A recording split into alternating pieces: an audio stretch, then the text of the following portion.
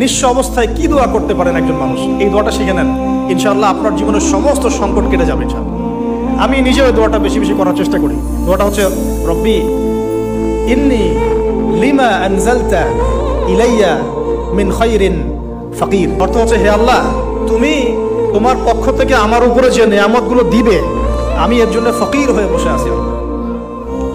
কোনো ব্যক্তির যদি পাহাড়ের সমানও ঋণ থাকে, এই দোয়া যদি আমল করে, আল্লাহ পাক ওই ঋণও শোধ করে দিবেন ইনশাআল্লাহ।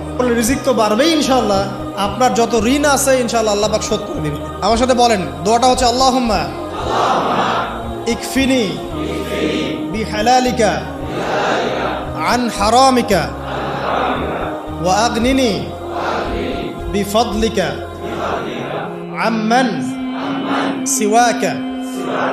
এটা মুখস্থ করবেন, সেজদায় পড়বেন, নামাজের সেজদায় পড়বেন, আত্তাহিয়াতু দরুদ শেষ তারপরে পড়বেন, নামাজ শেষে হাত তুলে করবেন, যখন তখন শেষ রাতটা করবেন, ইনশাআল্লাহ দেখবেন আপনার ঋণ বলতে কিছু থাকবে না ইনশাআল্লাহ।